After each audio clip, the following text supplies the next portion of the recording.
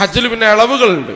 ഒരു കർമ്മം ചെയ്യേണ്ട ദിവസം അത് ചെയ്യാതെ വേറെ ദിവസം ചെയ്താലൊക്കെ ഇളവുകളുണ്ട് എന്നൊഴിച്ചു നിർത്തിയാൽ ചെയ്യേണ്ട കർമ്മങ്ങളെല്ലാം ഖുദു അന്നി മനാസിക്കക്കും സല്ലു കമാ റഅയ്തുമൂനി ഉസല്ലി. ഇസ്ലാമിൽ എല്ലാ കർമ്മവും റിസാലത്താണ്. നമ്മൾ സ്വന്തമായിട്ട് ഗവേഷണം ചെയ്ത് കണ്ടെത്താൻ പറ്റില്ല. നിക്കാഹ് എങ്ങനെയാണ്? റിസാലത്താണ്. സ്വലാത്ത് എങ്ങനെയാണ്? റിസാലത്താണ്. നോമ്പ് എങ്ങനെയാണ്? റിസാലത്താണ്. കാരണം നബി തിരുമേനി സല്ലല്ലാഹു അലൈഹി വസല്ലം ചെയ്തതുപോലെ ചെയ്യാൻ പറ്റുള്ളൂ. രാവിലെ അടങ്ങാറായി ഈ ചൂട് കാലത്ത് ഇങ്ങനെ ഉറക്ക് വരുന്ന സമയമായിരിക്കും രാവിലെ. ആ സമയത്ത് എഴുന്നേറ്റ് അവരെന്തിനാണ് 2-4 നിസ്കരിച്ചൂടെ? ചൂട് കാലത്ത് കടയിൽ നിന്നൊക്കെ വലിയ തിരക്കും റഷൊക്കെ ഉണ്ടായിരുന്ന സമയത്ത് ഓടി വന്ന് നിസ്കരിക്കണ ഇതാണ് ളുഹർ. ഇപ്പൊ എന്തിനാ 4, ഇപ്പൊ 2 നിസ്കരിച്ചൂടെ എന്നൊന്നും പറയാൻ പറ്റൂല. ഖുദു അന്നി മനാസിക്കക്കും സല്ലു കമാ റഅയ്തുമൂനി ഉസല്ലി. അപ്പൊ റിസാലത്താണ് ഹജ്ജിന്റെ കർമ്മം. മൂന്നാമത്തത് ഇതിന്റെ ആത്മാവ് എന്ന് പറഞ്ഞാൽ പ്യുവർലി ആഖിറത്താണ്, പരലോകാണ്. കാരണം ഇഹ്റാമിലേക്ക് പ്രവേശിക്കുന്ന സമയത്ത് ഒരാൾ എന്താ ചെയ്യുക? അയാളുടെ ശരീരത്തിലെ അവശിഷ്ടങ്ങളൊക്കെ നീക്കം ചെയ്യണം. നഖം, രോമങ്ങളൊക്കെ നീക്കം ചെയ്യണം. കുളിക്കണം.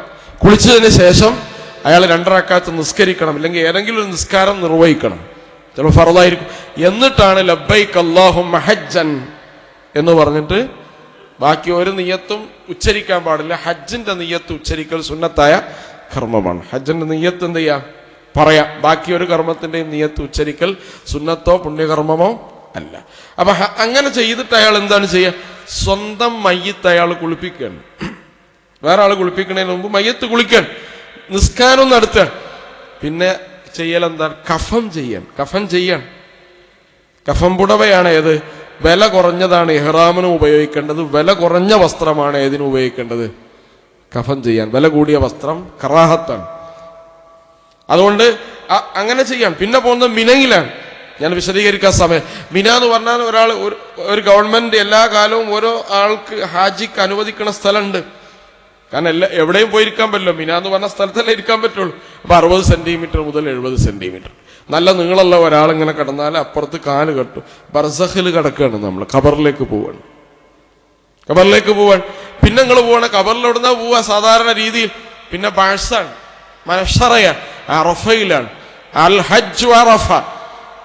ഹജ്ജ് അറഫയാണ്.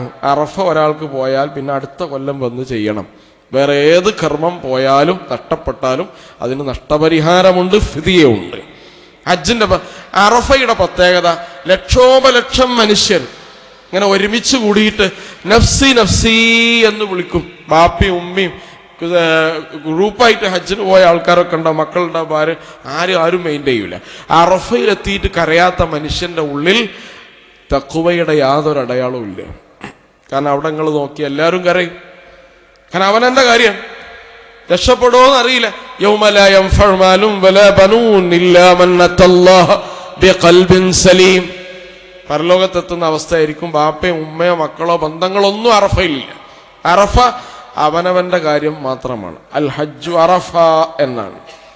അറഫ അപ്പൊ ഇങ്ങനെ ഓരോ കർമ്മങ്ങളും നമ്മൾ നേരെ ബർസഖ് ലോകത്തേക്ക്, വേറൊരു ലോകത്തേക്ക് പ്രവേശിക്കാൻ. ഹജ്ജിന്റെ ആത്മാവ് മുഴുവൻ മരണവും മരണാനന്തര ശേഷവുമുള്ള കർമ്മങ്ങളെ സ്വയം നമ്മളെ കൊണ്ട് എന്ത് ചെയ്യാണ്? റിഹേഴ്സൽ ചെയ്യിപ്പിക്കാൻ.